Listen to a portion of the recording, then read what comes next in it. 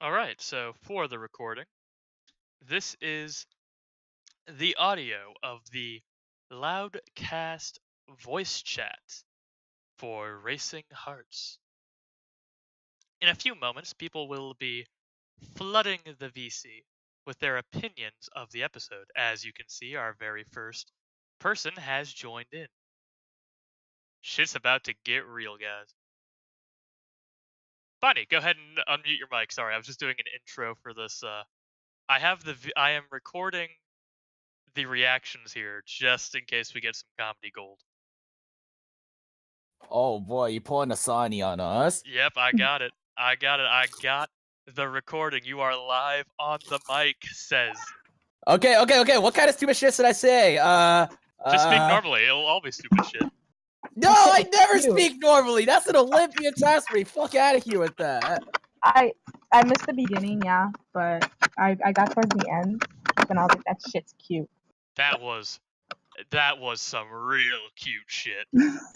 Says. That's how I was. Says. Yeah. I will give you this. I actually got one of the biggest smiles ever when I saw Darcy and Lisa. Yes!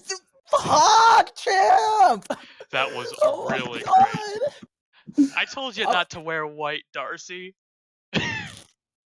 God, I'm not even mad that that Carol didn't show up as. I'm not even mad about that.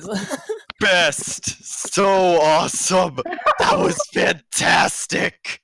That was Epsilon, guys. Hello, everybody! You are all being recorded, by the way. Wonderful! You guys hear me shuffling cards. Jesus, I mean, okay, so there's gonna be a lot of people in here.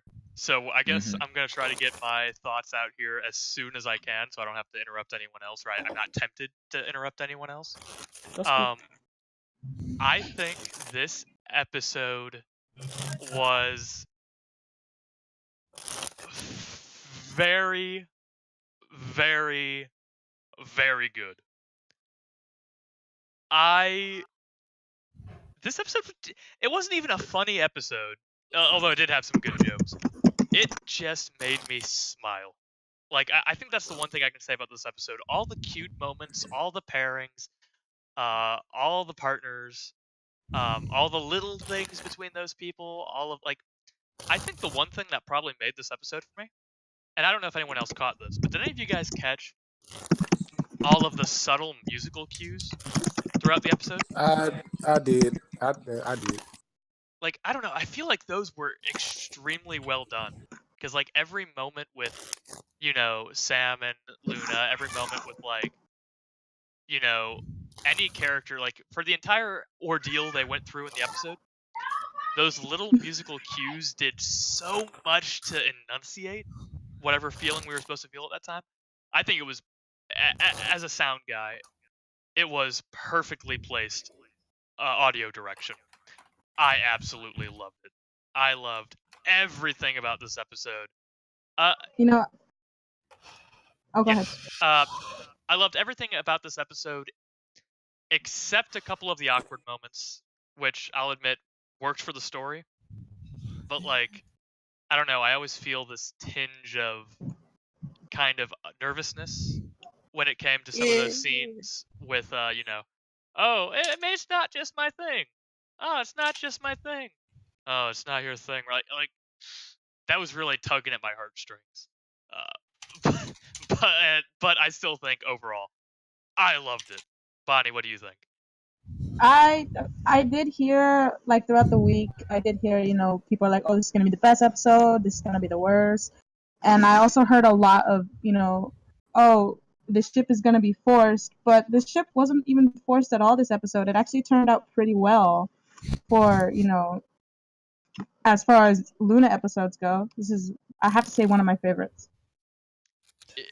I was talking to Mitch before, and I told Mitch, the worst Luna episode to me is House Music, and even then, that's still a good episode. I was really praying that this would not be the worst Luna episode, and I think it's far from it. I really enjoyed it, and I'm glad it wasn't like Hero. I think Hero should be happy because Lynn's 1 minute in the episode total was just so good. I really laughed. I did not like. I didn't get to see most of the trailers for it, which I heard Lynn was like in. I was like a second of it. So when she came on, I was like, oh shit.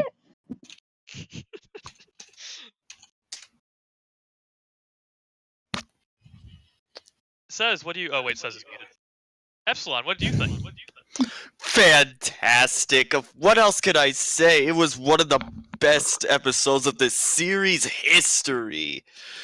Although, from one thing I gotta tell you, from looking at all the promos we had, I honestly thought it was just gonna be a bunch of stuff Sam was into, but it also seemed a bunch of stuff Luna was into as well, and Sam had an awkward time in, so I very much like that. But one thing I really like was just the pacing of it all. The pacing was phenomenal.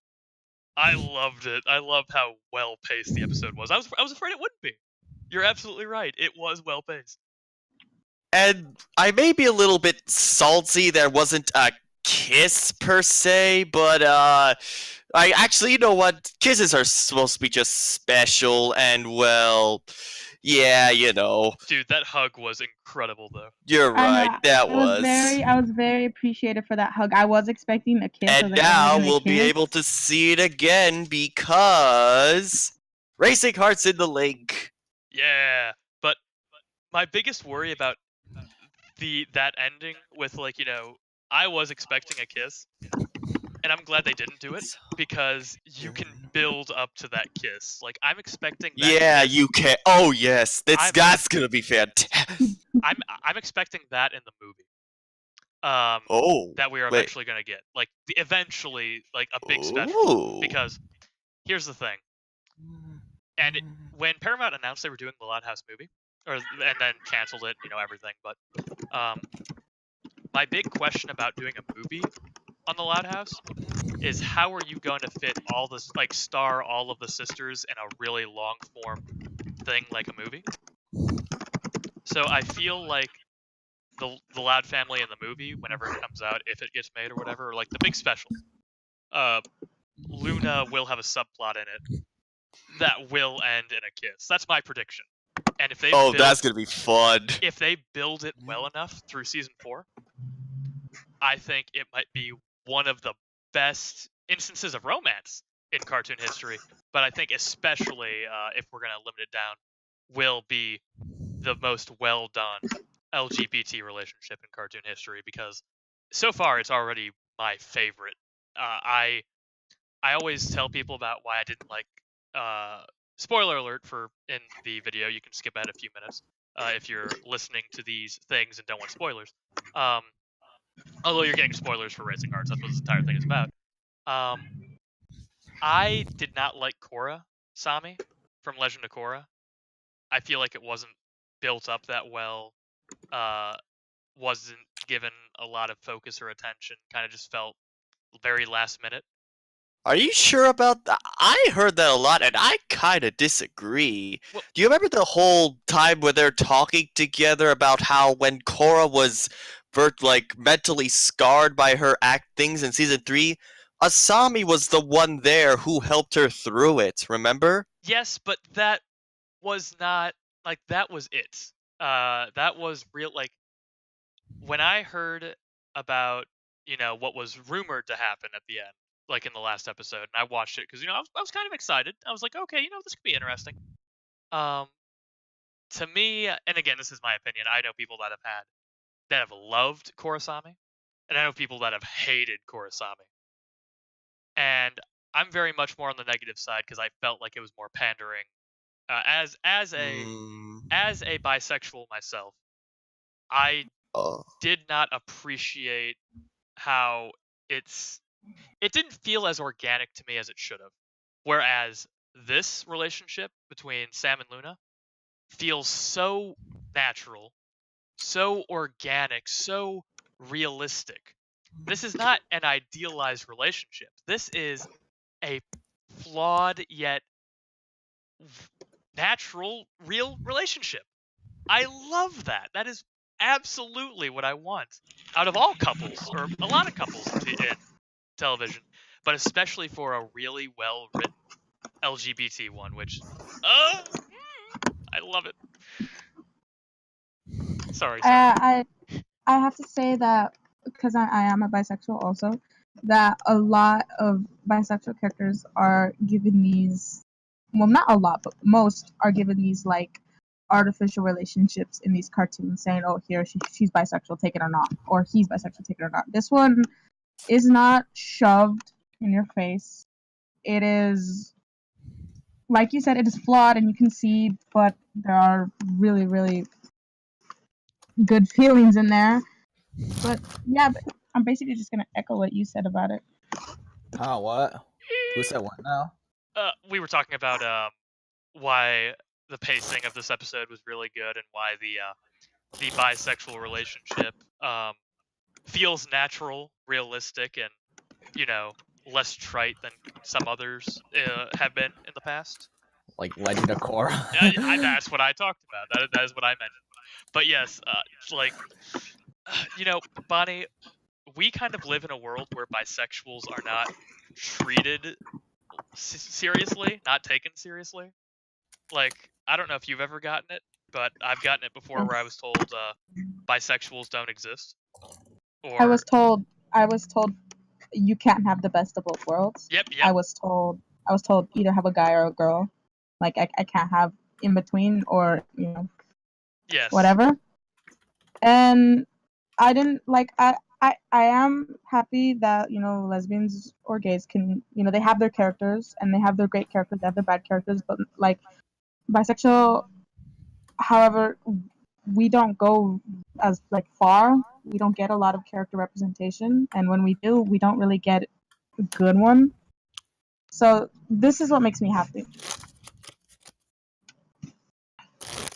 It really is. And I mean, I also really like when an LGBT character is portrayed in the way that Luna is, because Luna is a cool, awesome rocker chick that's, like, she is Luna Loud, who also happens to be bisexual. Her sexuality is not being, it's not the biggest part of her character that it's being pushed on us. And that's what I really like, because that feels more natural, like a much better character to me. Because let me use an example here. If a character, like say they made Lisa asexual, like they canonized her being asexual, and they spent 2 or 3 episodes just hammering that in, like making that the primary identifiable trait. Yo. You would hate it, right? You would hate it, because it takes away all of the uniqueness that is her Lisa Loud. She would be Lisa Loud anymore. Exactly. What the fuck? Sweating balls right now, and Sorry about that. Oh, that's being highlighted in the recording. Damn it. Son of a bitch.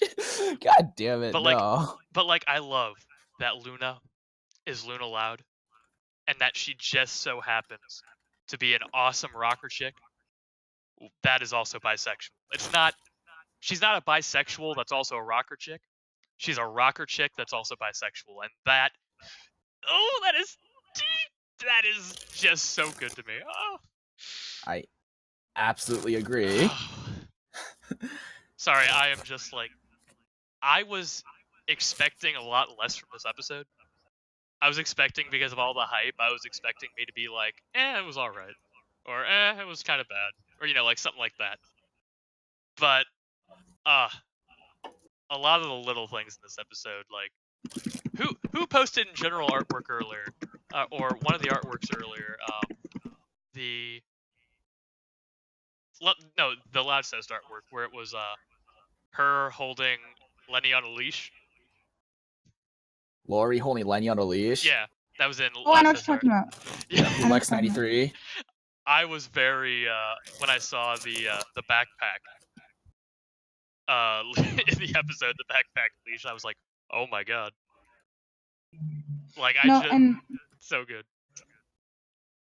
that's actually why I like Luna so much, because she's a bisexual rocker. You know, she has short hair, and that's why when I first saw this show, I liked her because I didn't know she was bisexual first. I liked her because she had short hair and she was a rocker, and I am very much almost a metalhead, and I have short hair, and I kind of have her attitude and all that. But then when I found out she's bisexual, I was like, oh man, this character is like perfect for me. Oh yeah, heck yeah, dudes. I mean, Bonnie, my first episode, my first pairing of episodes was for Bros About to Rock, and that's what really made me fall in love with the show, because again, I didn't know she was bisexual, but I knew she was a sick, awesome rocker chick with, again, short brown hair, which is what I like in my girls. Like, I love that look, that aesthetic, and that episode really, when Ellis for Love came out, it was just a bonus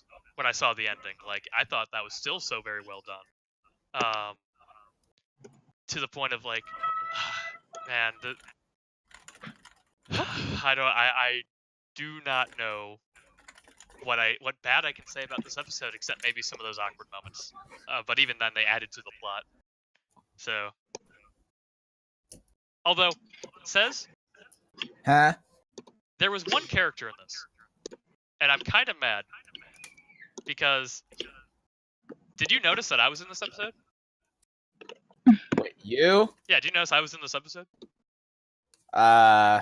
Okay. No. Well, I'm not entirely sure what you're referring to, actually. Do you remember when they got to the laser tag joint? Yeah. Yeah. They had laser tag in the Loud House. Someone finally called Nickelodeon. That and the dude said, "Hey, my dudes." Oh my god!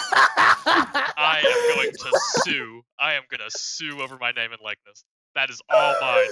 Imagine his name is Dylan now, confirmed. Okay, and no one can convince you otherwise. That guy's name, the Loudcast name for that guy is now Dylan. Oh my god! And he actually kind of looked like me too. Like if I grew my beard out, that actually looked like me. Yo, okay, I thought I saw Weave in episode 2, but I know, right? not... I thought that too, right? Yo, wait, let me go find the screenshot. I thought I saw Weave. Son of a bitch. Oh, pictures. Screenshots. Oh, wait. Wait, okay, I'm gonna post this. Okay, but did anyone else think this looked like Weave for a sec?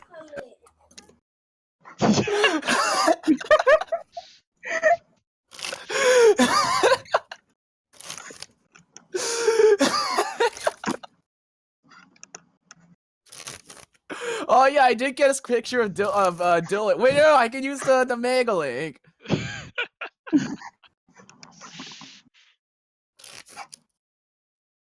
Weave and Dylan are both officially canon in the show. This episode. Oh, come on, laser tag. The fact that laser tag showed up in episode 2 is actually legendary. Yeah. Oh, at least someone's playing laser tag with Darcy. I just can't see. Oh my god. That like says I immediately thought of you when I saw that, but I knew that was like, if you were ever going to be like engaged or aroused by any single thing, it's the simple idea that your OTP just is playing laser tag. Oh shit! Oh fuck! Oh wait, I missed the screenshot. I'm like actually trying to get a screenshot of you, Dylan. Oh no, not my ugly mug. My ugly hipster-fied mug. Okay, Hey, hold hero. on. Hey, James. Quick question. What's up, guys? Hello. Hello. Oh, I fucking did that thing again. So, hero, I will admit, Lynn had a standout moment. Made me laugh so hard. I loved it. I think Lynn's part were probably like the worst thing about the episode. I mean,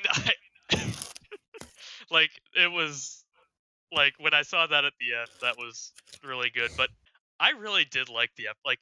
Hero, I want to hear your opinion. Oh, by the way, guys, we are being recorded as well, so we can have legendary voice, like audio. Oh, Our shit, voice so chat will be no swearing? immortalized in history. So no swearing. Oh no, swear as much as you fucking want, dude. Oh fuck yes. Good Okay, shit. I wanna be short. Oh god damn it, there I am. With the with the Lin thing. First of all, I'm like actually pissed that they spoiled it in the promos. Like, you know what? Today I don't know if you guys read it, but today I said, you know what? I've been thinking this past few days. What if Lin is playing with Scoots, right? And when she appeared, in this episode, like at the beginning, the background I was like, oh shit, I was right. But I was thinking, okay, so like everyone's going to know that, okay, yeah, Lin's trying to participate. But no, they try to play it like, oh, this is such a huge surprise, and no, it really wasn't. But I mean, I when it comes to that, I feel like I'm disappointed and I'm blaming Nickelodeon, but it's not really the episode's fault, Yeah. It's like, so it's like I'm not gonna, I'm like, I didn't like that because I was, I already knew it, but it's not the episode's fault. Well, yeah. But I do feel like, sorry. Oh no, I was just gonna say I didn't watch promos, so I wasn't spoiled on that. So I do agree with you because I thought it was great and didn't see it coming, but that's because I didn't watch the promo. So you're really right on that. But go on. Oh, okay. Yeah. That's what I don't want to like take away from the episode because of that. But I mean, I can lie. It does affect the way I saw it, right? Context is important. Then, yeah, of course. And hey, Then, Mets, hey, James. Hi. But yes, continue, Hero. I want to hear your uninterrupted thoughts here.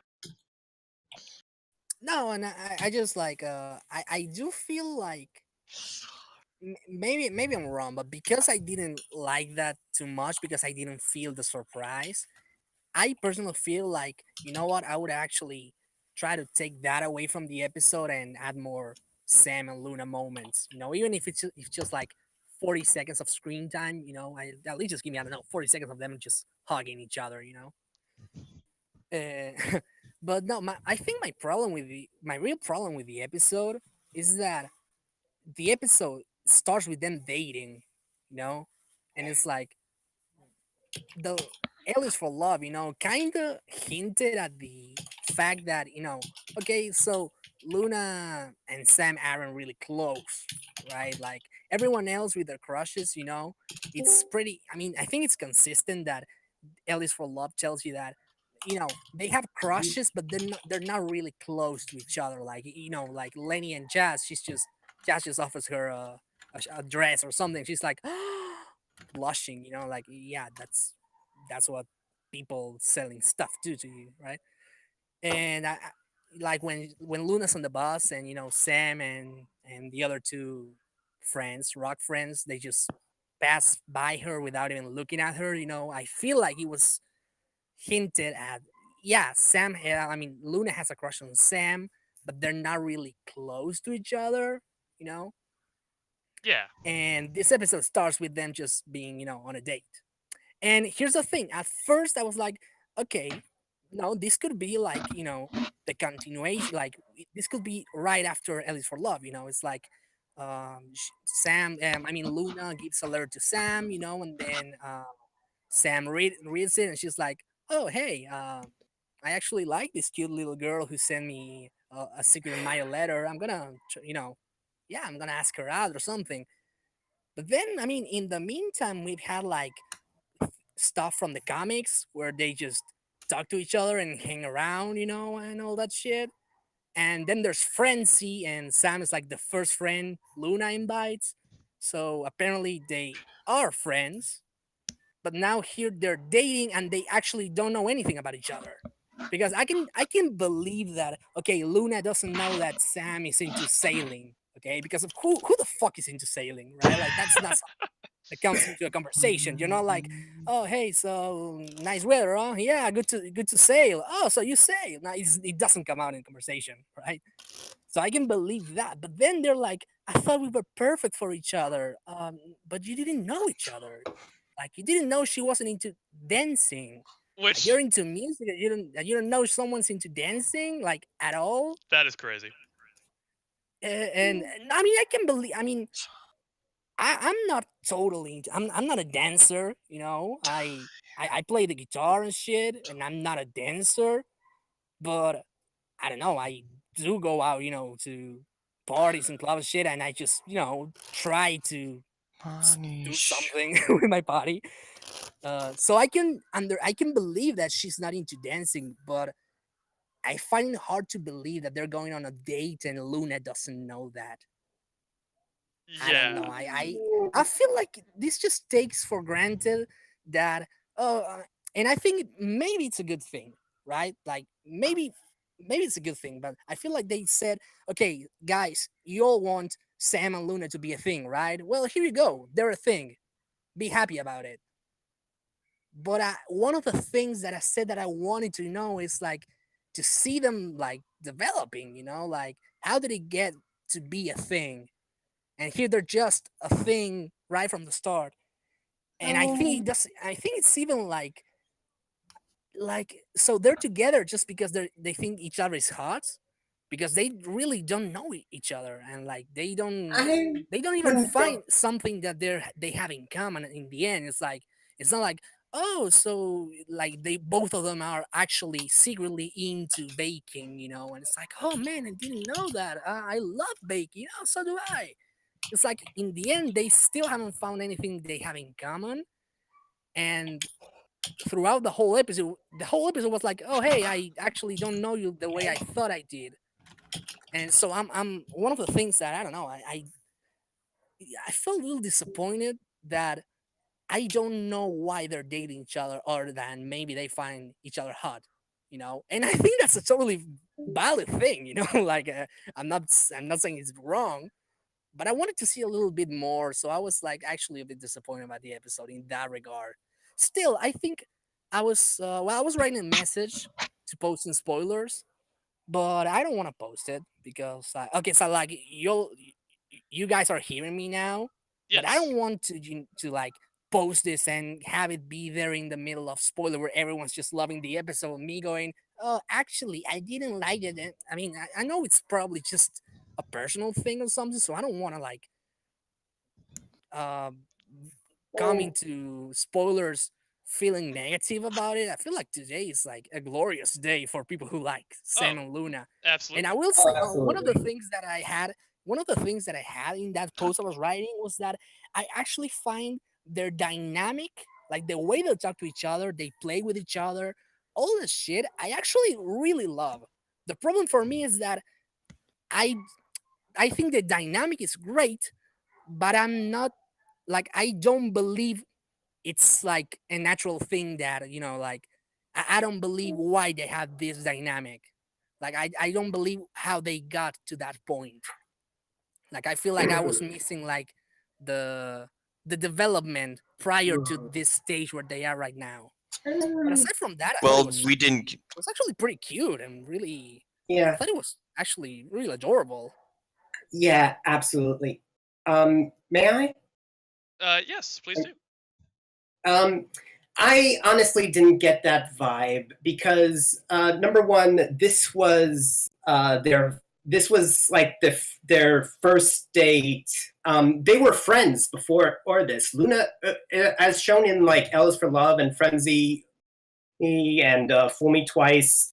Luna and Sam just hung out all the time, but never in a romantic capacity like they did here. And on number two, it's I already posted this in the spoilers. My brother has. It reminded me of my brother's story, Ace Romantic, where Luna was trying so hard to get into something Sam liked and she just couldn't.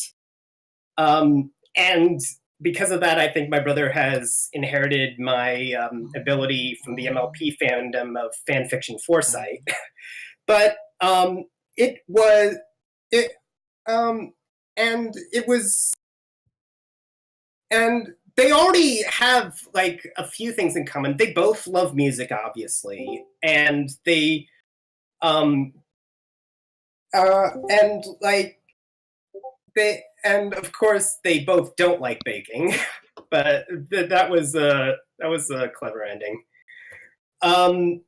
But beyond, but like it's not. This wasn't starting from zero. This was starting from, okay, we've been friends. Now it's time to take our relationship to the next level, and in doing so, we're gonna find out that we're totally great for each other, and we're gonna be so happy. But when things didn't go that way, it was like, this doesn't they were like, oh, this doesn't feel right.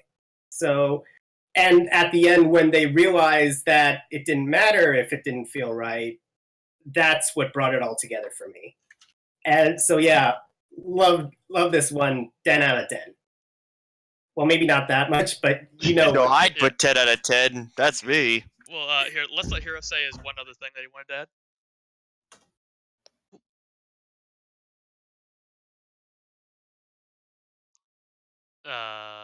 I'm done.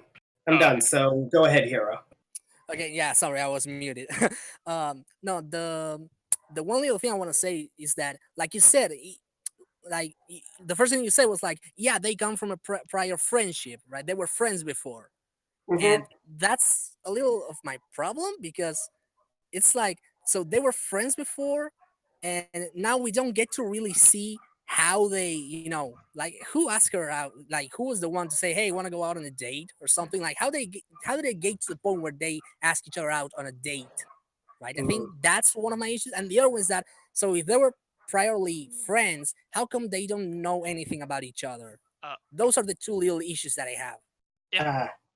I think again, it just is a matter of, this is their first time interacting in a romantic capacity, and like, there are things you would reveal to a lover that you would not reveal to a friend.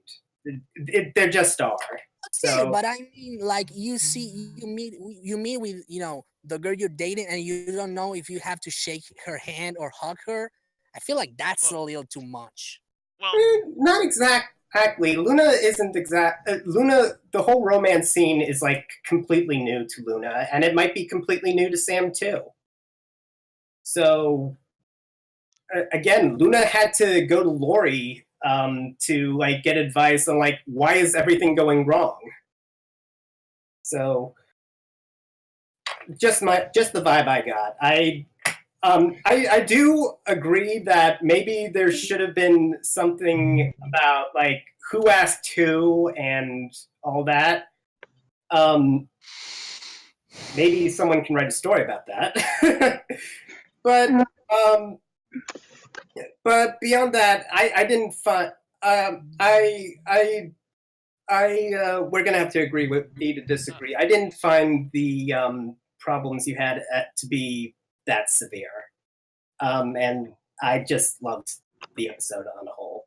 Can I? For the record, I just gave it a 7 out of 10. I mean, I'm not saying it's trash. I get it. Yeah. But could I? Yeah, I just didn't find your grievances to be as all that compelling. Nothing against you, just my opinion. Can I kind of add something in there, Hiro? About that second part, about the not knowing each other part? Yeah. Well, so I'm just looking at it like as an example from my own relationship of 8 years now. I've been dating my girlfriend for 8 years, and up until 2 years ago, no, not even 2 years ago, 1 year ago, she did not know, because we've known each other for 10 years, been friends for the first 2, and then dated. She didn't know I was a really big fan of roller coasters. So nearly 8 years, basically 10 years into us knowing each other in our relationship, and she didn't know I was a big thrill seeker, that I really loved roller coasters and stuff like that. And I think that's more just because it never came up. I think and that's kind of in a similar way to where I think like the sailing, like Hiro said, who the fuck sails? Or like, oh, into organic drinks. Okay. Or like what was the other thing? Rock climbing, or I mean, the only one that did throw me for a loop was the dancing, because of how closely dancing is tied into and laser tag, exactly. But the dancing one really did throw me for a loop, because I was like, wait, like I thought what Luna thought, like not even like at concerts, and I was like, yeah, hold on, that's weird, like like that is something that did cause a little bit of dissonance to me. But I do understand how that could happen, where just things don't get brought up, because again, stuff like that sometimes just doesn't get brought up unless you're put in a situation where it is evident. And I think the what was it called, the astonishing race or something, the astonishing, yeah, I think that was a very good quest or something like that. Yeah, astonishing quest.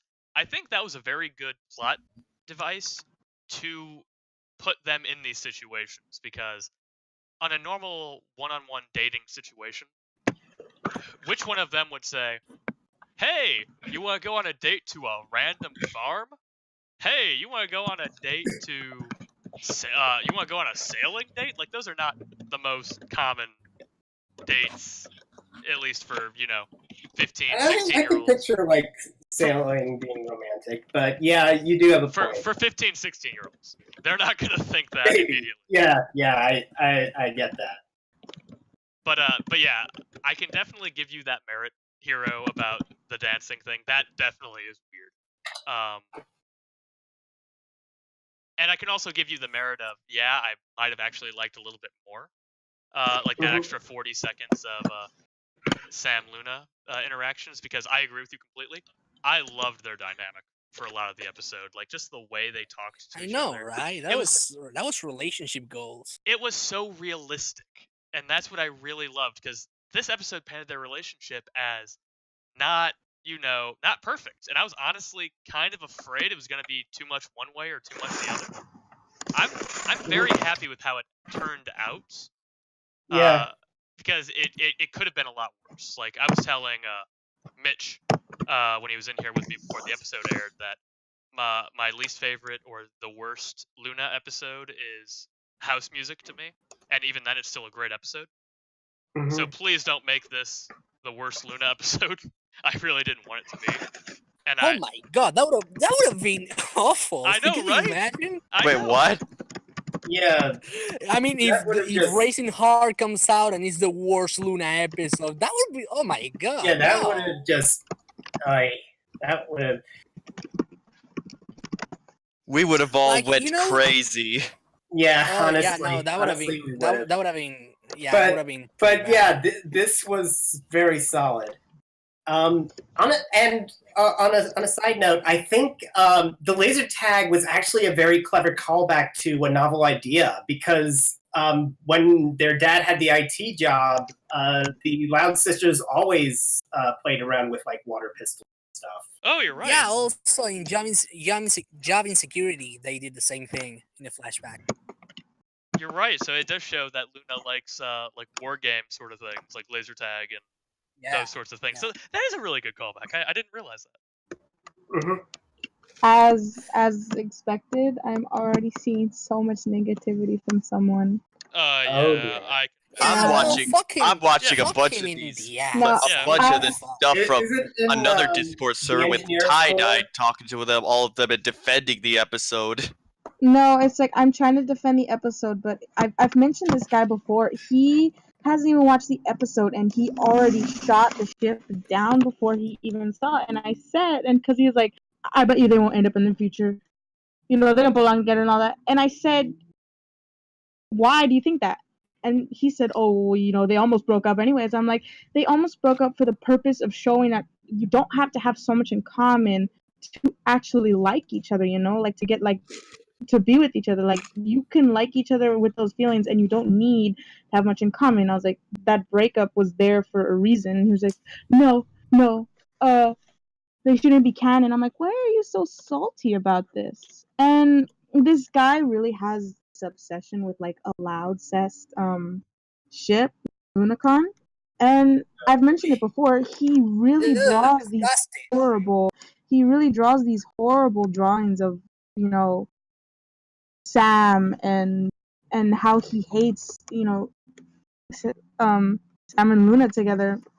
I think even when the promos came out, when it showed, you know, her and Luna and Sam with the mixer bowl, he took that and drew in Lincoln. And I, like, real quick. So I said, why are you trying to deny this exists? He won't ever give me a straight answer. Sheesh. Yeah, well, fuck him in the ass. I don't give a shit what he thinks. Yeah, that That is just. Honestly, Some- like some I'm people gonna are say just- he's entitled to his opinion, and I know he's an asshole, and you know, Who? yeah, I completely disagree with him, but fuck him. I mean, if he wants to think that way, well, I mean, he's the one who's living in negativity, and he's the one that's gonna have a hard time, you know, seeing all the art and shit. Hang that on, come who out we after talking this about? episode. Like, let him just suffer in his own I- misery. just somewhat, just a hater. Honestly. a very particular individual who I found out I actually somehow share a server with, and I'm watching him, Curious No. poker chip? No. and he's I mean, again, he is perfectly and 100% entitled to his very wrong opinion. More wrong than usual. I Yes, do not care about his opinion. It is he has the right. I actually, guys, Like, I actually have I- to go in like 5 minutes, so Oh, I want to yes. say just one little thing before I. Sure, go head ahead. out. You have the floor. Yeah, no, I feel like I probably just said you probably gathered this from what I said earlier, but I just want to like say it out loud. I feel this episode to me is like a 7 out of 10. I actually really liked it. To me, the thing that's keeping it from being, I'm also like, I'll admit I'm giving it a little more points just because I'm a sucker for like people being cute together. So I'm like, yeah, I have a problem with this, but it was still awesome. I had a good time.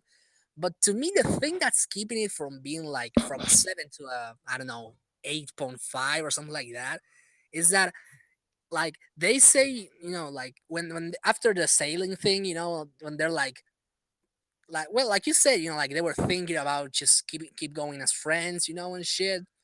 I'm like, okay, so you're starting to realize that you have things that you don't have in common.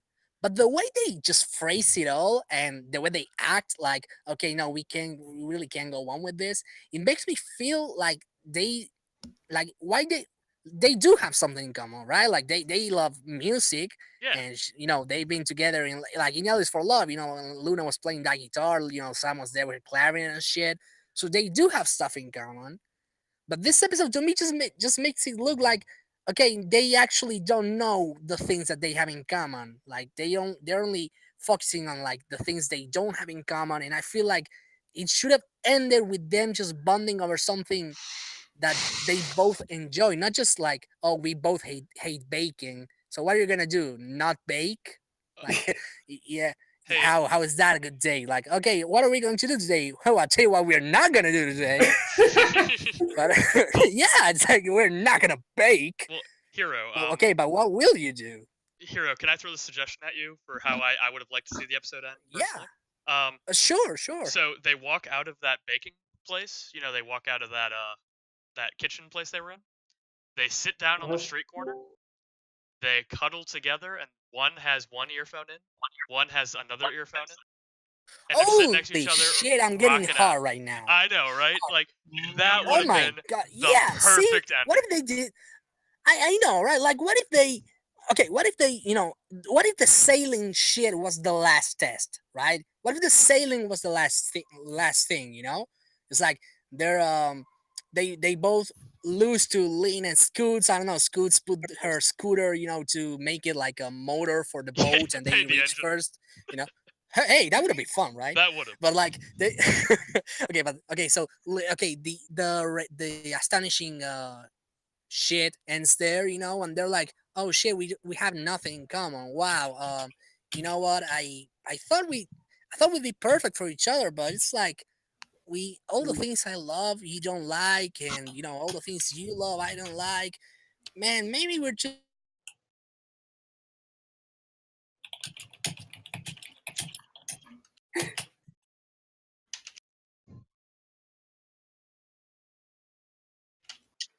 Honestly though, just finish it. Okay. Yeah, hi. Honestly though, I just got off finishing the episode, and first off, I gotta say, Suna, that Saluna was, oh, I was so, it was just this good. It was good. Yeah, okay, but like finishing what I was saying, like imagine if the episode is like, okay, yeah, they reach the end and they're like, we have nothing in common. Wow, that sucks. And I don't know, like they start, walking there. I don't know, they just sit there, all sad on a fountain or something like that.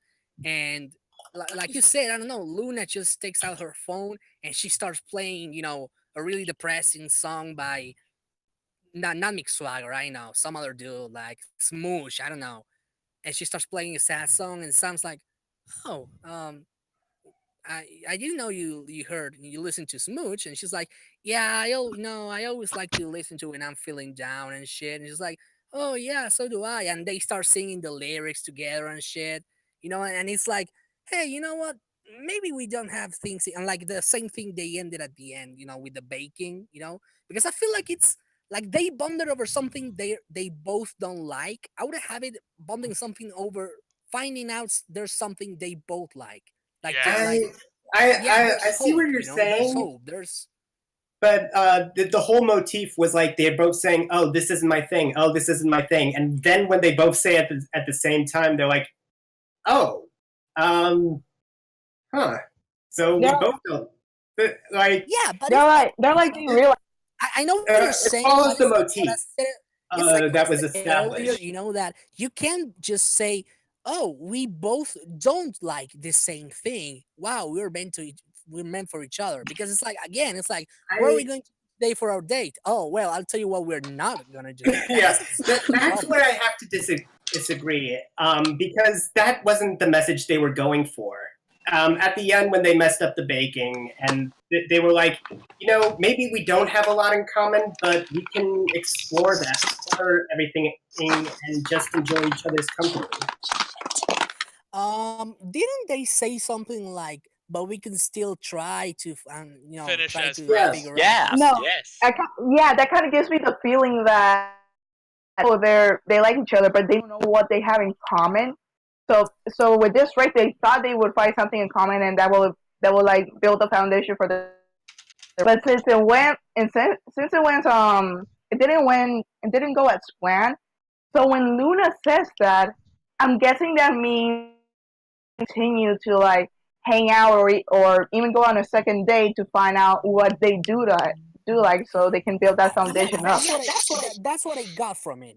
Like that's the message I got. Like, okay, you know what? We just need to keep trying until we find something in common. That was what I felt, like what I took away from it, and I feel like it would have been better. I'm not saying it was awful. I'm just saying it would have been better if in the end they actually found this one little thing they have in common. So they're like, you know what? Okay, so we don't have a lot of shit in common, but we have some. And we should like keep trying to find out if there are more, of these little things we do have in common. Yeah. Because like I just love spending time with you and shit. Like some ended instead of, okay, I'm repeating myself, so I'm just gonna say it one last time. Instead of ending with something they don't have in common, and with something they do have in common, so it feels like, yeah, there's hope. It ends with that ambiguous note that will most likely leave you saying, wait, another one, because they didn't find it, but according to Luna's quotes, they might go on, maybe not. So that kind of leaves to whether they will date in the future or not. But this is the Loudcast. We're going to go where they go when they get together. I think I see what you're saying, Hero. It would giving like people like that little spark of hope. it is good, but I think it also would.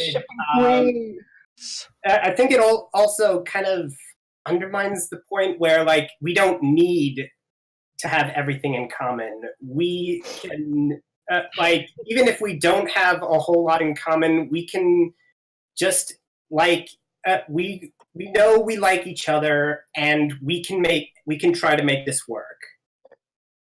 That's just oh, he's gone.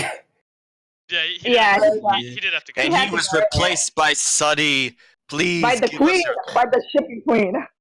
I took his place. All right. Oh, by the way, to everyone in Oh, wait, here, just Sunny, to reiterate, we are being what were your recorded. thoughts on the episode? Did you squeal? Hold on. So, Metal Bar was talking. You guys interrupted. Yeah. He needs to go. No, I was about done. So so it's fine. Yeah, we had a lot of really good, mostly uninterrupted conversations beforehand, which, Sunny, you can hear on the full video, aka just audio, of the Racing Hearts VC, because I've been recording audio from this channel thank you. ever since the beginning. So it started out with like me and Mitch, then me and Bonnie, me and Epps, and then like it was growing. People like it's been a very good set of conversations, and I'm glad because I wanted to make sure that everybody got their word in, and then I wanted to be here to moderate, but I have class and I have to walk from class to here, so I'm sorry if I'm late. No, not at all. I've been trying to moderate, and I think it's gone pretty well. So I think everyone's been enjoying for a reason. But yeah, to reiterate, everyone here, say hi to the people. To the recording. Hello. There we go. Hey. Hi. But yes, so for any other earlier views like mine or Bonnie's or Bard's, you can get those early. But Cry and Sunny, I would really like to get your guys' uninterrupted thoughts. Well, Cry was here first, so go ahead. You go ahead. Never mind. Oh wait, Epps, did you want to say something? I just wanted to say a little something about. I was thinking about what Hero said a few seconds before he left, and I was thinking, I never understood this mentality that every single aspect of a person's life has to be filled with drama. Like, nothing can ever go right for them. Just nothing can ever have smooth sailing. Like, asking her on a date, it's got to be some sort of drama involved. No, it really doesn't. Like, yes, it was perfectly fine the way they were just jumped into their relationship like this on their first date. Maybe it was on their third date, he may have a point in terms of whether or not it's developed or not, but this is just their first dates. And, well, for what it's worth, I think they really did well in terms of making sure that the two of them have different sets of hobbies and stuff, and in the end they just bonded over one thing they didn't have in common. Well, they had in common that they weren't into. And the thing is, even if they don't really share something that they have in common, the fact is that little incident there, that little moment of joy they felt when they just. But that jump in their heart where they both said the same thing at the same time was the Kickstarter they needed just to give it another chance. And that was just really good, well meant, in my opinion. Yeah, that was the thing that I really liked about the episode. Like, that's sort of cool. I mean, I was overanalyzing it from the beginning. I kept rewriting it just to see a few scenes, just to pick up a few details in the dialogue. And I saw like a lot of them, and it was already obvious. But when it came to the baking scene, I kept hearing how they were acting around each other, and like I think that afterwards they would feel like really awkward. They would have been really quiet since they know they don't have anything else in common they could share. So they thought, well, yes, I might not bother to come back or talk to her again. But in that little scene where they at the same time, they kind of realize that, wait a minute, she's not good at this because if somebody's good at something that you're not, and while you don't, you lose the motivation, you lose that little connection you had to that person because if this episode had the only stay friends note, then they wouldn't have left that ambiguous note of that they might have a second date or not. It would have just ended with what a lot of people are expecting of, oh, let's just stay friends. But since it didn't, and I do get the feeling that from that scene alone, I do have a feeling that they will give it a second chance because I said it again, like Luna said, that they'll hang out more to see what else they like so they can bond over it, and that maybe they will continue on, and maybe they will start dating like officially where they're on the level of similar. But at the same time, it still leaves that note of, wait, are they gonna break it off before they go to the second date, or are because it leaves so many holes. It leaves so many holes that can also be like fanfic or comic. Because you can interpret it like an Undertale route, because you can go genocide, neutral, or pacifist, and either you can choose a path where it went well, a path where it didn't work out and they broke it off beforehand, or a path where they did go on well, and they broke it off later. Because honestly, that's how it kind of is. Because some things might go smoothly at first, but after a while, they kind of lose that impact you had from the beginning. Imagine this happening with Luna and Sam, that they both feel that little connection, that little bond that they have, that those little bits of emotion they felt on their first date, that maybe after a while they kind of start losing it. They kind of start it's kind of like a burnout, and then they break it off. Although Sam might have been her first girlfriend or something, or her first partner or whatever, it will still leave an impact on Luna. Personally speaking, because I feel that will leave an impact on her character, because Luna. Let's be honest. Before like in season 1, we all thought Luna might have been like a druggy rocker.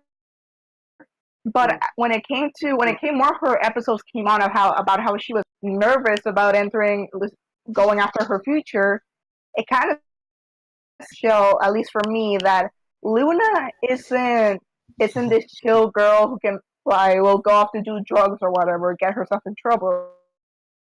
I now see her as this rocker chick who puts like that tough exterior that most rockers have, but on the inside she's constantly worrying about her insecurities, and that's what I think she had and I feel like that's where most she showed in Alice for Love, because you can how nervous she is of like confessing to Sam or whatever, because we don't know at what time she actually told Lenny and Lori that she had a maybe even came out to her entire family, or only her older sisters. But I don't know what to say besides that. But now, after watching Racing Hearts, I do say that my personal view on Luna is positive for me, because I now see how her character is, and that really affects now my opinion of how I used to see her, which was and now with her, not because Sam formed that thing for Luna, it's because how the writers formed that little circle around her, that little circle of misleadings, where you might think she's a troublemaker, she's a rebel, and we'll have elements of it because, well, she's 15, she's going through a lot of hormones and stuff. But around that circle, once you break it, you can big jar of insecurities that Luna has but doesn't tell. And I feel that after she like confessed story Luann and Lynn that she had a crush on a girl. I feel like that will make her more open to share her anxieties, how she feels about herself personally, and how she views other people, and it just makes her more open to experience. While also making her more cautious of what she does because she went into this thing thinking that she and Sam would be perfect for one another, but it didn't turn out that way as she soon realized like halfway into the episode where in the sailing thing. So I feel that experience where she learned that she can get to know Sam a lot better. I think that would make her like a more open person with a little bit of caution to like morph her into a person that where her limits are there because she might push her because you might push her buttons and she might not get mad or something, but when she will like break anything just to express herself because Luna that has emotion that just keeps spending up and up and and her bisexuality I think was something that was filling most of it.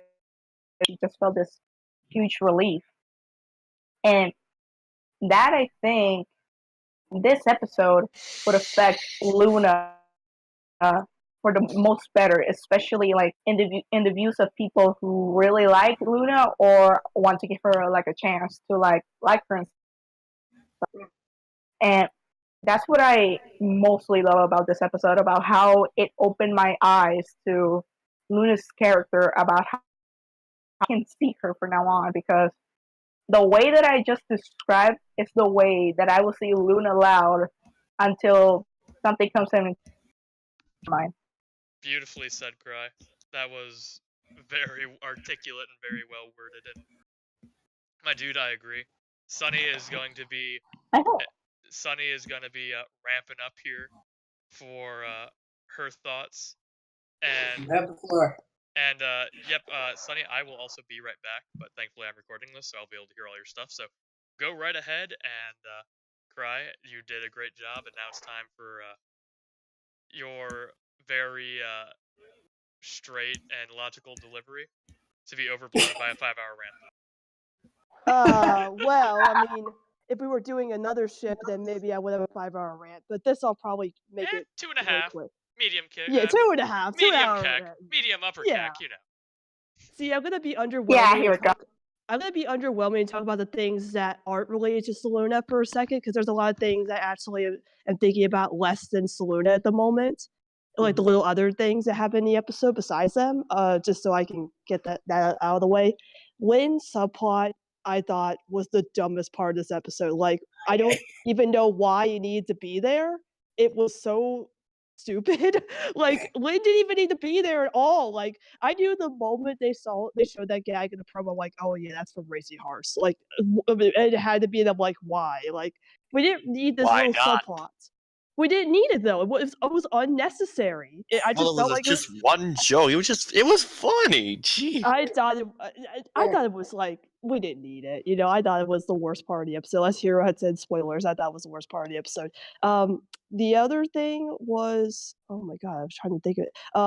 Oh yeah, laser tag. Call Nickelodeon. They answered laser tag. There you go. I beat them to punch on that with New Shy Score a while ago. But, yeah, like I was on the wiki, and the guy who likes laser tag gave it 10 out of 10 because of laser tag, so I bet he's happy. Also, Darcy came back, which I was very happy to see. Like, they actually remember Darcy again. I'm like, oh, like Lisa's like, Darcy, don't do that. I'm like, oh my god, Darcy! Like, that was so cute seeing her again. Like, I liked seeing all the little cameos. Oh, sorry, go ahead, Cry. Sorry for that little interruption right there. I'm really sorry about that. But no, that's fine. That's fine. When I saw Darcy appear with Lisa, I legit had to pause my screen. I paused and proceeded to have this massive wave of feels hit me so hard like a freaking train, because I will admit that I have a feeling that means that Darcy will appear in like future Lisa episodes because it's giving me an idea. And says, if you're hearing this, have fun fantasizing about that. Yeah, like I bet he's really happy that Darcy came back. I don't really know what his reaction was, but Yes. And then there was like all the other cameos, like Pop Pop and Grand, Lincoln and Clyde being there because double the gay, that's for sure. Because we got Clicky McCloud. And then I also talk about Sam and Luna. So I had a slight issue. It's a slight issue with the whole idea that Luna thought that her and Sam would be perfect for each other, because it gives me this kind of unrealistic idea that Luna thought that they would have everything in common. Like I guess that's a typical thing of when you start a relationship, you think you're gonna be like have everything in common, but in the end you're not, because well, that's not really realistic.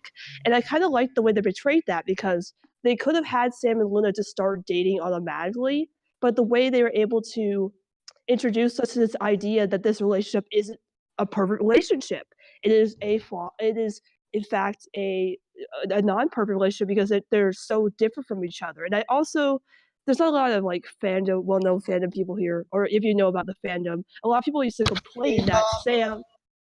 A lot of people used to complain that Sam was just gonna be. I'm sorry. People were just gonna complain that like Sam was just gonna be a carbon copy of Luna. But this episode was like giving it the middle finger, like, no, Sam is nothing like Luna. Screw you, haters, because like Sam likes a lot of different things that Luna doesn't. I was very surprised that like, despite Sam liking music, she's not a good dancer, which was kind of interesting because a lot of people who are really into music are also good at dancing or somewhat good at dancing. So I found that kind of interesting, and also just learning more about Sam and what her interests are. And then Luna, like we were like, in Luna's eyes, learning about her and learning about her new partner, which I found really fascinating. Just building up this idea that these two have nothing in common, but in the end could find something that they do have in common and like each other. But in the end, they realize that they don't need to have everything in common. They can like each other for who they are. And I found that super relatable in any sort of relationship that, when it comes to relationships, you don't always have to have everything in common. Yes, you'll like find somebody who likes the same things as you, like cartoons or something. But that doesn't mean that, they'll like the same things as you do like all the time. That's not a perfect relationship. That's sort of a flawed relationship in that way. You have everything in common, you have to like Lori said, you have to embrace the things that your partner likes. And that's what Luna learned in the end, was that she has to embrace what Sam likes and Sam will embrace what she likes, and they'll definitely work this out. Like I knew they were going to end up being like a slow burn relationship. I knew that's what was going to be the case. They're just going to take it one step at a time, which is great. They don't have to push them into a relationship this fast. I want to see more of their development because I really enjoyed their interactions together. Like they were really cute together, and I really just want to see like just an episode of them just hanging out again, because like this one was just learning more about the two of them and how they clash, but in the end they could figure out how to be together. And that one part where like they got upset at each other and thought, hey, let's just do this as friends. And Sam's like, yeah, as friends. I was like, man, that hurt. That hit me really hard. And then in the end, they're like, we can figure this out together. Yeah, we can do this. Like, it was just so cute. And it just definitely confirms that Sam's a lesbian, because it really, like, she really has shown that she does really generally like Luna back. Like, I feel like that they're confirming that Sam is a lesbian at this point. Like, it's not even hidden at this point, So it's just, it's like, there are a lot of things that I had issues with. Like, Sam and Luna were the only important part of this episode. Everything else I didn't really care about, except for like Lori and Lenny being so supportive of Luna. Like, I really just miss the shipper sisters. Like, I really miss that from like season 1, where the sisters are so excited about, their other siblings having a love interest. So the fact that Lori and Lenny were there being very supportive of Luna having a crush on a girl is really just great. Like, that's just so it's just wonderful seeing an episode like this on TV portraying this perfect, healthy healthy lesbian relationship and how everybody's so supportive of Sam having a crush on a girl and showing their interest in each other and just learning more about each other. It's just it was very, very heartwarming and relatable and sweet. So I'm actually kind of crying because, like, oh my god, I cried at the end of the episode. Like, this was just too wholesome. Like, this episode's gonna be so cute. I can't imagine how adorable tomorrow's episode is gonna be. Like, man, they just hit a home run with this shipping episode, man. So That was a good yeah, hug. I loved it. So good. I Good. loved it. And even though it wasn't a kiss, I'm sure we're gonna get more of that in the future. So actually, it's gonna be a good build-up, like Dylan said about the movie. That's gonna be the good shit. Yeah, I feel like the hug was building up that my relationship. hat goes to you. That was just so eloquent and beautiful. Honey, this is what? queen. This is why you're the queen of ships. Well, I mean, yes, of course I am, but yeah, I hope you enjoyed that little rant on Racy Hearts from me. So, speaking of which, don't worry, says you'll be able to catch it on the recording that you are still on. Say hi. Hi. So, Says was actually in here a lot earlier, but yeah, I think he didn't really I didn't really get to hear a ton of his like in-depth thoughts. So maybe we can have him go next. Okay. I mean, unless anyone else wants to say something first. I think I've said my piece. You have the floor. All right. So I did type up a little something in a spoilers channel earlier, and what I say will probably sound very familiar to what I said earlier. If like for the 3 people that actually bothered to read that.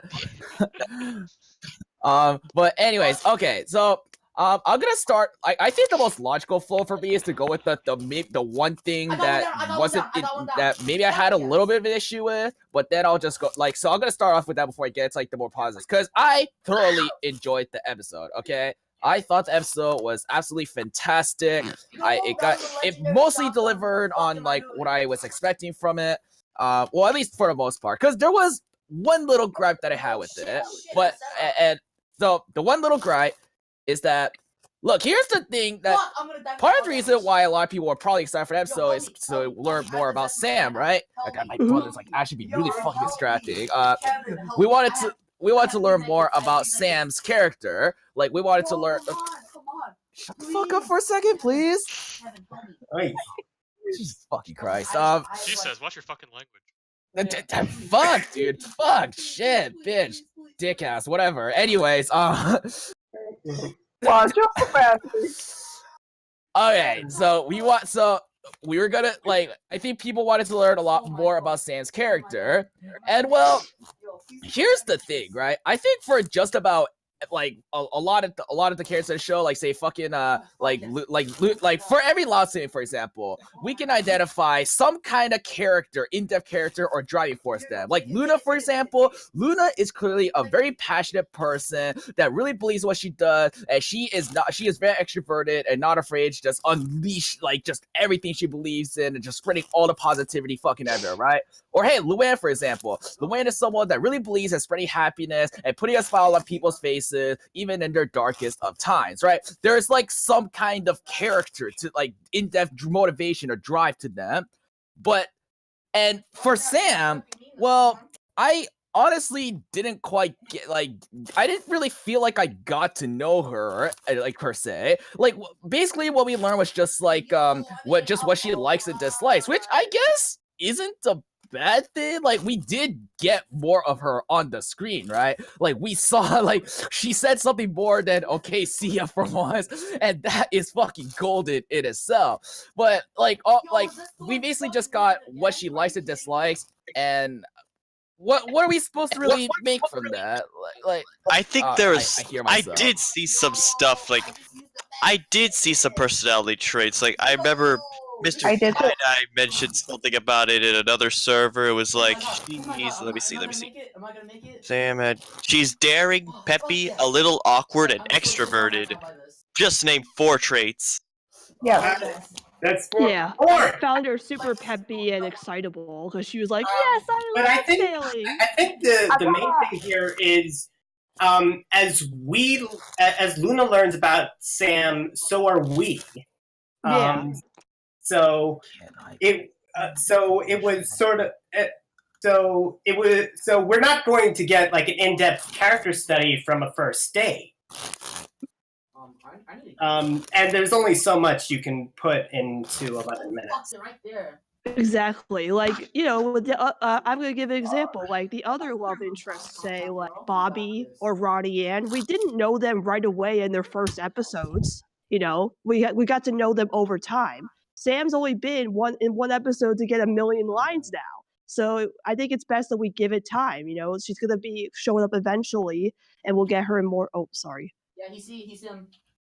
Yes, thank you. I was actually going to address all of that. My fault. I'm sorry, Says. Oh my god. Oh, Yeah. I just broke my own rule.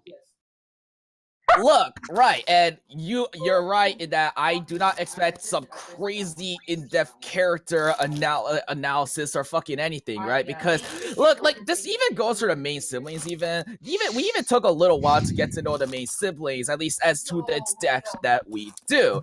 I will say that but here's the thing, right? Well, I did have this little thing where I don't feel like we really got to know Sam as well as I would have liked to. And that was actually like a legit problem I had at first, but after giving it a little bit of thought, I actually now genuinely believe that it could be turned into a positive thing. And here's why, right? It's funny that someone brought up Bobby, actually, because you're absolutely right. We didn't know a whole lot about him when he came up by. I don't even think they really had like a whole lot of license to slice. It was literally just like, oh, Bobby's Lori's boyfriend, I guess. But you're like, over time, we got more material of him, and we certainly will be getting more material of Sam as well. We got more material of him. We learned a lot more about his familial life and just what kind of stuff he likes, and we actually got this in-depth character from him. We learned that he is a very hardworking person that is really compassionate and truly believes in and cares for the people that are very important to him in his life. We got a character. And to connect that back to Sam and Luna here, there are two things that I take away from just not seeing a whole lot of Sam, right? The first thing is basically that, yes, we will be seeing more of her, and we will be learning more about her in-depth character eventually. But the second thing, the bigger thing to me, is that, look, this is the first time in 1.5 years that we've seen Sam, right?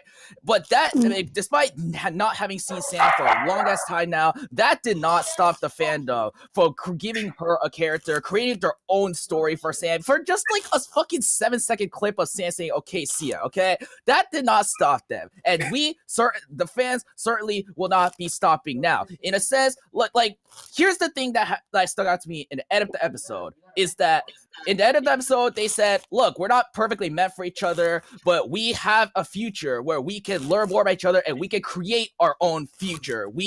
There is so much to look forward to ahead of us. That, I think, is a very endearing thought. That is a very endearing thought, not just for Sam and Luna, but also for the fans. The fans also has something to look forward to. The fans can continue creating Sam's character just as they have been for like a fucking 1.5 years now. We have this is an open invitation to continue making Sam and Luna this amazing thing that we made it into, an amazing thing that it is now, an amazing thing that it can be for the future. I think this episode served a very good purpose for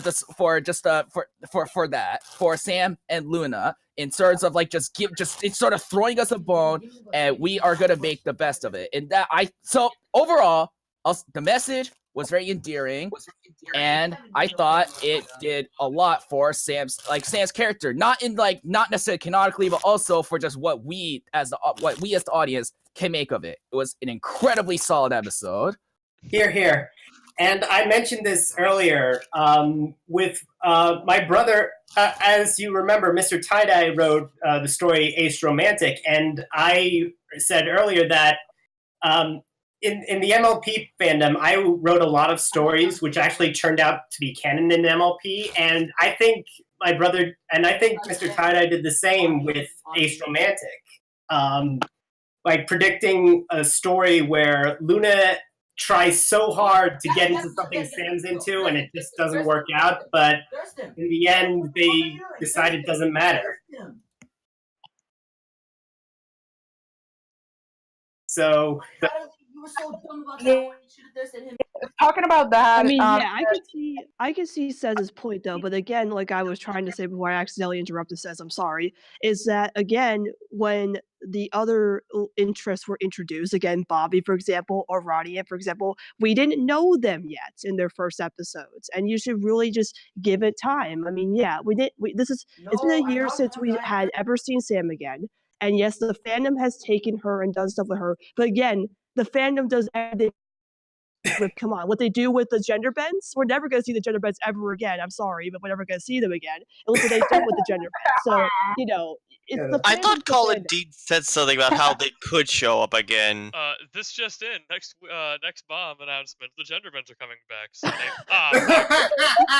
I'm saying that now, so it actually does happen. So I'll call it it's called reverse psychology anyway. But the point is that like it's like.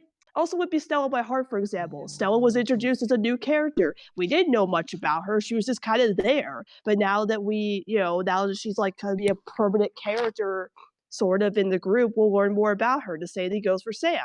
This is her first episode saying more than just I know, Seth, but I'm trying, but that's the point. I'm agreeing with you, but disagreeing with you, I says, but that's the point.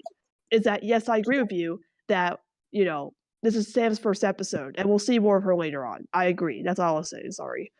I hate to repeat people, but I repeat myself. I'm gonna stop talking now. Cry. You were saying something? I was gonna say, while I do agree with Cesar's points, I personally think we saw more of Sam than Cez thinks. For me, at least, because I was overanalyzing it for the past hour, so. Yeah. I kept looking at Sam's character. I kept pausing, listening back to her. And what I kind of saw within her was this girl, this really peppy, extroverted, bubbly girl with a lot of love for the outdoor spirit, kind of a hippie, but not necessarily a hippie. Just a few elements of it, but she does seem to have a thing for nature. Look, alright, see, Cry, I think we're already making something of what little we got in this, and that is I think that's wonderful. I think that's exactly what we could and should be doing with Sam's character. I think in that sense, it's we're making something with these fucking traits and everything. I think that's just oh my fucking god. Look, Cry. It's like I think you're onto something, and you should absolutely continue doing this. I think that is the point in a way. Yeah. Can I kind of Absolutely. Yeah, it is a beautiful thing. Anyway, I think I should sign off for now. All right, catch you later, Bard. Mental out. You have a good. Oh, you just left. Yes. So, can I kind of throw something out there that I realized throughout the episode about Sam? Absolutely. Yeah. So here's the thing, and here's what I'm thinking because of this thought. Did Sam move to Royal Woods? I think because she did. Well, because a lot of the hobbies and a lot of the things that she's into are very reminiscent of because Loud House takes place in Michigan. Royal Woods is in eastern Michigan, like Detroit area. A lot of her hobbies and interests really align with people that live on the coast of Lake Michigan, on this side of the state where it's less economically it's more rural around here. We have more farmlands. We live on the lake, so boating is a lot more.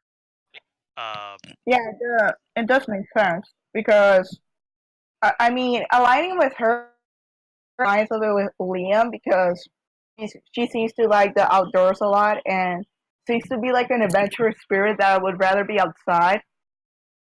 Whereas, but I kind of see it where like an open field or just going around the mall or something, anywhere besides her own room because she because she kind of feels trapped in there. A free She's spirit. kind of like Lynn. Lynn is constantly outside, constantly doing exercises or something like that. And the same way that she doesn't like being in one place, that she likes to like walk around. She has this spunk, this spark, that she constantly wants to go somewhere. Because taking your point and notice about how she might have been raised outside of in a more rural area field, I have a feeling that she kind of grew up with that thing that she wanted to be in the outdoors. So she's kind of like, because compared to Sam is a lot more extroverted compared to Luna, who seems to be more introverted. And Sam kind of thing, because I think she would be a little bit optimistic, like the optimistic one of the group, because she does have that joy, that cheerfulness, that bubbly personality of hers, and I imagine that will lead to a lot of optimism on the world, because she likes keeping things cheered up. She likes keeping things up because she wants to go up and gone, up and moving. But I imagine that she was like that throughout the episode, because once they sailed out the boat, I have a feeling that she kind of lost her optimism on there, because she knew that she had to give up on whether Luna had the same interest as her or not. So that's what I kind of got from just now that you just mentioned. Well, yeah, and like, I think it makes me like it a lot more, because she has a lot of the character traits of, like, not exactly a country bumpkin, but kind of like someone like from my area. Whereas Luna, who's lived in Royal Woods all her life, has a more almost, como se dice, city slicker mindset, where, she likes these, like, she likes big concerts with, a lot of people, a lot of passionate fans. She loves laser tag, this really aggressive, really, like, this war game sort of thing. Loves laser tag. I'm gonna just put on Eurobeat. They called Nickelodeon. Yeah, laser tag, that is run by Dylan the Dude. Top Isn't cat. that ironic? That And then is- there's a dance club run by Wee Villain. And, like, going back to, like, what said, I like a lot of what this episode does imply, like, gives fans the ability to, see a lot more for their fan works, and that can be expanded in comics. I mean, says, now you have the ammunition for, Darcy and Lisa do things, like laser tag, even if they're bad at it. Like, you have, I have a little story in mind for that. Yeah, like yeah, a yeah. little. Wait, Dylan, can I ask Sez something real quick? Absolutely. All right. Sez, what did you think of Darcy coming back? Oh well, I was pleasantly surprised. I did not expect to see them in an episode. I mean, I had absolutely no expectations for that, and I guess that's the best kind of surprise, when you just don't see it coming, and it's for something that you really put a lot of personal deep meaning into. Because I think Darcy and Lisa's friendships are absolutely precious. I'm not gonna harp on it or anything, because I know this is like supposed to be a Saluna episode, and I don't want to be an asshole and make it about that, But Dude, I actually want to hear how you feel about it. I mean, Saluna's great and all, but I actually want to hear how you feel about it. Yeah, Saz, I mean, this episode is more than just. I mean, it was centered around, and it is a Saluna episode. It is a Luna. Like, I'm more focused on why Mr. Grouse and Swift were partners. Like, Same voice. I remember making them a ship. In my Sims game, and I was like, they'll never be together. And I'm like, ugh, they're together. Oh my god, did I cause this little thing? Keck. Well, But yeah, I'd like to hear how Sez feels about Darcy and Lisa being in it. Oh boy, here we go. The 5-hour run.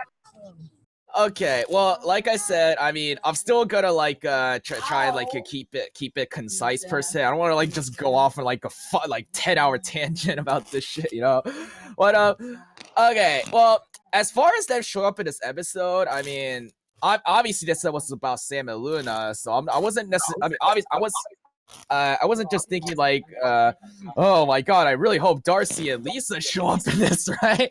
Like, no, I'm not thinking. I was actually more concerned about Carol showing up, and of course she didn't. But I mean, what do I expect at this point? But anyways, I actually really like what I imagined Darcy did for Lisa. I really tend to think of Darcy as a person that really humanizes Lisa in a way, like just really. In her own simplistic and Darcy-like way, Darcy can teach Lisa just these fun, these simple little values, like just the virtues of human kindness and sharing and compassion, or even just learning to let loose once in a while. Just do like things that probably aren't entirely practical, like play fucking laser tag or something. I told you Like, not to wear white, Darcy. Oh, stupid! Oh my yeah, God. see, like Lisa's thinking of it all strategic and shit, but Darcy's probably just like, oh, cool, I get to play laser tag with Lisa, yay! And I just think it's such an adorable thought. You know, like, I actually imagine that maybe Darcy had to try and convince Lisa to play it. Like, hey, Lisa, like my father's has like these 2 tickets for laser tag, or I don't know, maybe it's my birthday or something, and I was wondering if you wanted to come because you're my best friend. And yeah, I just imagine a little story behind that.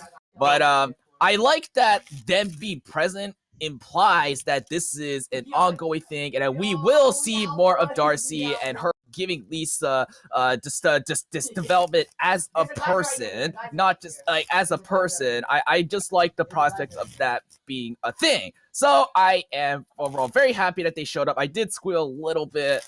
That was like, I can hear it in his voice. Not gonna lie, sis. I squealed too when I saw Darcy. Yeah. I had to pause. I had to pause my screen. Squeal on Discord. God, Darcy came back. She's so precious. Oh my god. Precious. Well, Says, can I put something in your head about Darcy being in this episode? Sure. So here's the thing. You do know why they were there, right? For like scavenger hunt. Yeah, so think about this. That means that this kind of shows a little bit of an advancement for Lisa. Because think about it. If this was Lisa from season 1, like Lisa from the beginning, who would her partner be? Wouldn't she just create the perfect partner? Like, wouldn't she be guaranteed to win if she were to, like, create the perfect partner? But no. She decided, even though she knew it probably wouldn't increase her chances of winning. She had Darcy. So she development. So she and remember, everything that Sam and Luna did throughout the day, Lisa and Darcy probably had to do something similar or along the same path. So they really do have more time together, just not shown on screen. But in the world, like in the universe of the Loud House, they are bonding as friends. They have things that they've done together, including, but not limited to, trying to sail a sailboat properly, or trying to dance, or trying to, do all the things that Luna and Sam did. Come on, let's go. So this wouldn't have happened to pre-friend or foe Lisa, in my opinion. So I don't know. I really liked thinking about that. That's a really nice thought, I think. Right? Darcy brings out the better side of Lisa. Oh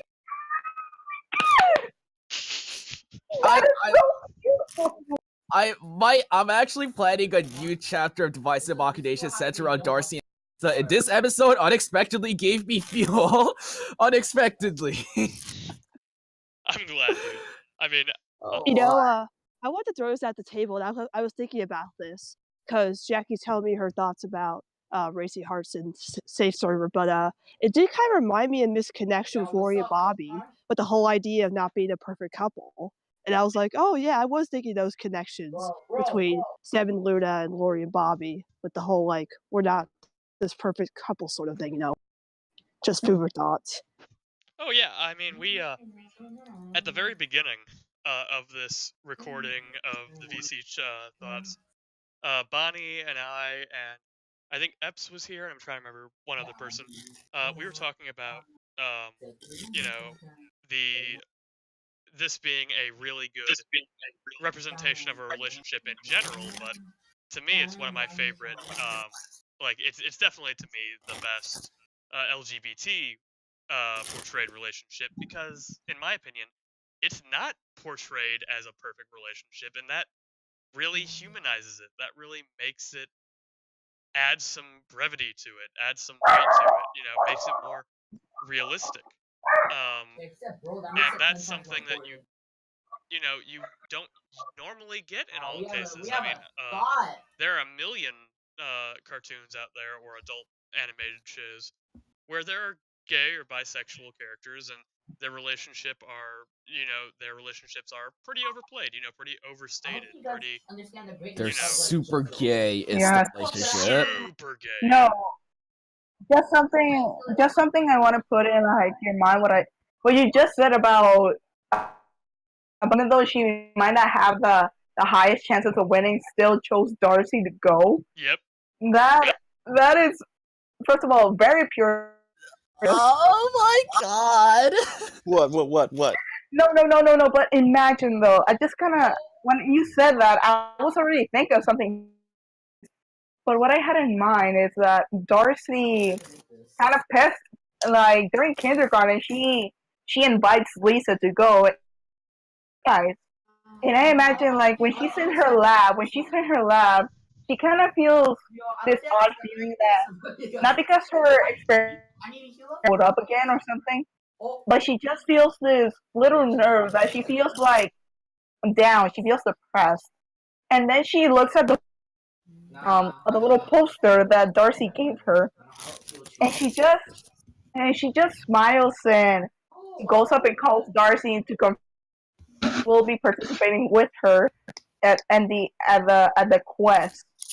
So that kind of means that Lisa, despite giving away this time to maybe discover the cure for cancer, she's giving that away to just hang out with her friends. You know, I think that's a beautiful thought, and I really love the ideas that people like Says can get for you know, writing from this. But from that in general, I think a lot of the implications from this episode are just really nice. Like a lot of the pairings that were in this episode, you know, very wholesome, very heartfelt, and I guess if I had to describe this entire episode, I could describe this entire episode for me in like maybe under 10 words, which was that this episode just made me smile. Like almost everything in the episode, from everyone's character interactions, from everyone's, you know, little moments, every little musical sting, every little joke, every little gag, whether it was perfect or not, I don't think I think I had one moment in the entire episode where I didn't smile, and that was at the appropriate, you know, oh, are they not The going to hug? continue? The Like, hug? yeah, okay, no, the hug I smiled super big. That was a huge, like, the biggest smile. That was so good. No pussy. Not okay. Sorry, Says, hearing your brother in the background's hilarious. I'm sorry. I mute my. I try to mute myself No, sometimes. it's good, but yeah. I guess I think this is probably long enough of a recording since we've been recording for 2 hours. We're gonna have a lot of people's opinions. But with everyone that's still here, Everybody's opinions. well, Mitch, you have yours. Let's hear them. But after Mitch, I want to go through the people that are still in here and see if they can see if they can give us a rating if they feel comfortable giving a rating for the record. Absolutely. But Mitch, first, you have the floor, my dude. Mitch? Kinda have nothing to say. It's pretty decent. Pretty No, Toy Story. why would I say something stupid like that? Well, I thought did, it but I was- just don't thought really. it was a great episode. Okay. So Y'all pretty much said what I wanted to say, but I'm kind of too to say it. that's all right, dude. I mean, we can always get your opinions later as well when you're more awake. if No. you got anything else? Yeah. All right. Okay. Cry. What's your rating? Yes? If you could give it a rate, what would you give it? Okay, first off, freaking rating, Cuphead rating around here. The plot. Cuphead rating? Did I say Cuphead rating? So, I give it, on the plot scale, I say a 7. That's a 7. But on the shipping material, freaking 10 out of 3 stars. and basically, just a general wholesome in like character development, I'd say that's a solid 9 around there. So in this episode in general, I would give it a 9 out of 10, or 8.5 to 9 out of 10. That is a very fair rating. Eps, what about you? I'm giving it a 10 out of 10. Wow. No contest. Best episode of season 3. Fight me. Ooh, you're Wow, what the hell? strong Okay. opinion. Mitch, what about you? I give it a 9 out of 10. Top 10 material. Once season 3 is over, I gotta make a deep my top 10. Me too, Gotta dude. take something out. Me too. Says, what about you? Oh, well, I gave it an 8.5 out of 10. I think the main reason why it's an 8.5 and not a 9 is because I think my gripe I had with just Sam's character is still the episode, and really me just making the best out of it is just me sort of like post-rationalizing per se. But I still think it was an incredibly solid episode. Definitely my top 10 for the season 3. I thoroughly enjoyed it. It is a very wholesome, positive, and happy episode. Good shit. Absolutely. And Sunny. 9 out of 10. It was just a beautiful, wholesome episode that really just blew me away by the way that they portrayed Sam and Luna's about like relationship. Like they're probably my favorite. They're probably my favorite ship at the moment now. It's just like it made me cry. So 9 out of 10. Solid episode. Okay, and going on a solid 10. A solid 10. 9. I mean, sorry, stumbled. It's Are you sure? Are you sure? 9? 10? It's a 9. A 9 for me. Oh, okay. All right. Because I already gave it, but still, this episode is on my top 10 scale of favorite episodes from season 3. If this is the ending episode done for season 3, imagine how season 4 is gonna be. It's gonna be huge. Please, Carol, come back for season 4. Please. Right. Yes. They pretend like she doesn't exist. She could have been Lori's partner. God damn it. So I'm gonna. I was thinking Bobby was gonna come back from the city and be her partner and have a cameo. But they always do that. But nope. All right, I'm gonna reinvent the wheel here with my rating before closing this out. But so take a 2 out of 10, but add 7 to a 9. Yeah, that's my rating. I loved the episode. Nice meme. Yeah, I know. It's the things that the only things that I didn't like about the episode were just some tense moments. Like, and again, that's not even the episode's fault. I think it's more on the end of just the story kind of requires that sort of drama, and that drama was really good, but it's not like self-improvement where like it doesn't have feel-bad drama but still tells an incredible story. The story it told, however, and just all of the smiles and love and wholesomeness that you got throughout the episode just made me made me smile so wide, like grinning ear to ear. Which is something that some episodes. I check your caption. Yes, which is. It would have been a 9 out of 10. It would have been a 10 out of 10 for me if it wasn't for Wayne's stupid subplot. I thought that was just I thought that was the part that kind of ruined the episode for me. Like I don't Really? I don't care about it. Yeah, I found it super unnecessary. Well, it wasn't. It wasn't even really a subplot though. Like, yeah, I didn't even think of it as a subplot. Okay, like a minor subplot. Be like a random or something. Yeah, it was just so random. We didn't need it. That's what kind of gave it off. But for me, what gave it up about the episode as to a 9 out of 10 is because that Lynn sneak, especially since it was spoiled in the promos.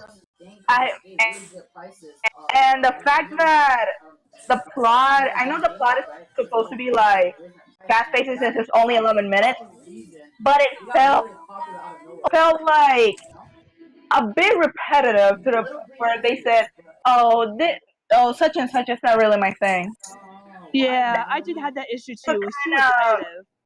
kind of repetitive. I mean, that's why I kind of lost the point for. But it's TLH. I'm used to them doing repetition all the time. That's their bread and butter in episodes. Pretty much. That's what makes the show work. But still, continuity? What's that? Exactly. Well, I mean, with to round up my statement from earlier, top tier episode. It's probably in my top 10 for the entire series, just from how wholesome it was. I don't know. I'd have to actually reevaluate a lot to figure out where it would rank, because it is definitely one of my favorites of season 3. So many great heartfelt moments. And maybe if they would have done that thing that Hero and Music. Yeah, music.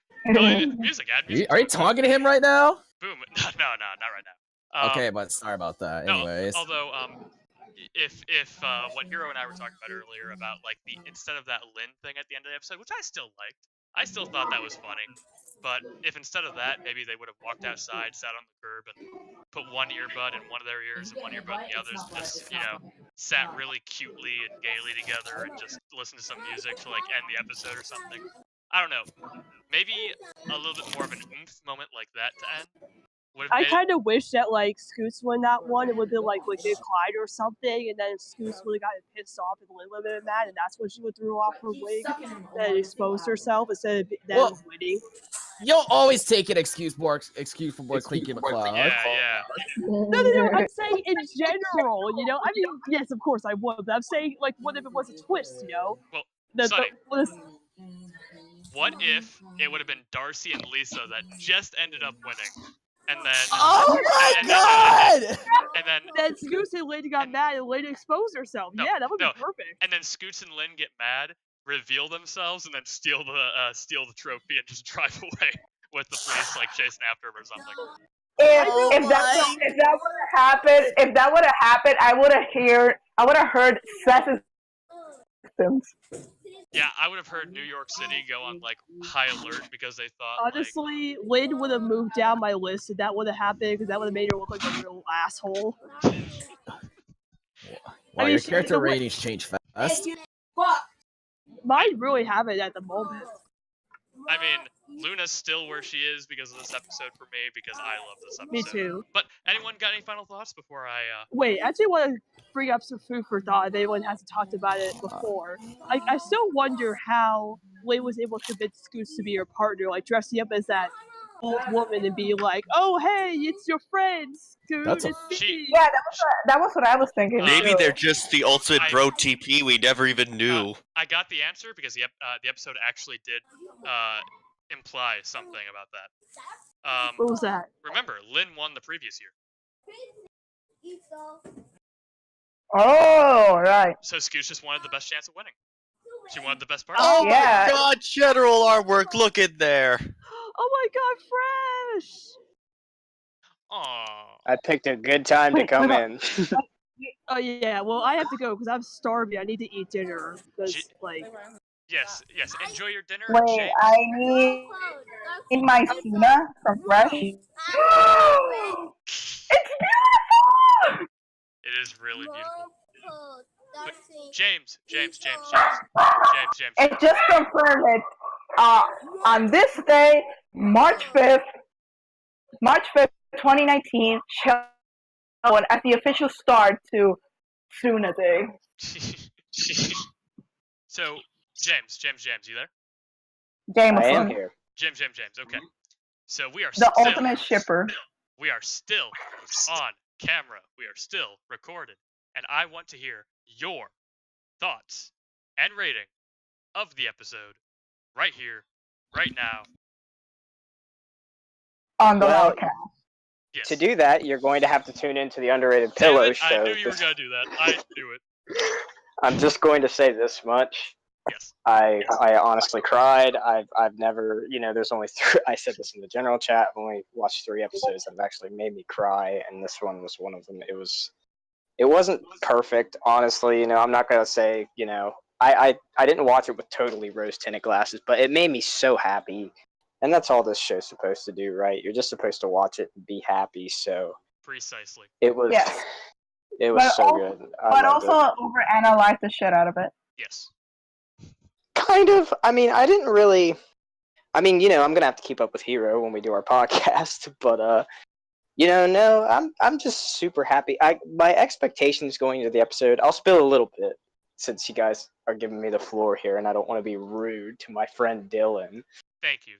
But yeah, it was kind of what I expected, but it had such a good delivery. It didn't do anything to like totally boggle my expectations. It did what I expected it to do. We got to know Luna a little more. We got to know Sam a little, and it was just a great episode in that regard. And I'm just happy with it. If it was just 11 minutes of the two of them being totally gay together, and I loved that. And they can't just do this every time Saluda shows up, right? Like if they just do it every time, it's gonna be boring after a while. But for what it was worth here, it was great. Well, I'm glad to hear that, James, and I can't wait to hear what you and Hero think on the Underrated Pillow Show, airing live at this at link below or whatever people Yeah. like audio. Oh, are you like actually putting this somewhere? Maybe, I don't know. I might. All right, cool. I don't care. Yeah. As long as I get paid. Oh well, your royalty checks will come in the mail, and by that I mean with my address, because we are the same person. Yes. Yes. Thank you for the paycheck. Which I couldn't be happier about, But aside from that, I mean, I don't know what all you guys have already discussed in here. If it's a more formal, you'll be able to hear it. You'll be able to hear it later when I upload it. Oh man, I never watch these things. I don't even watch the Jackbox sessions. Wait, where'd you upload it? I'll upload it probably YouTube. Okay. Well, I might actually, if I find some time, I might What's listen your to channel? your thoughts What's on your it, channel? Dylan, because I like you that much. But Oh, thank you. It'll be on probably the Loudcast channel actually. I'll boot that. We have one of those. I'll boot that up. Yeah, It's been a long time. I'll just wait until so I can hear everybody's thoughts on it, especially you and Hero's podcast, James. You should better get recording that soon because this episode is top tier and your podcast is top tier.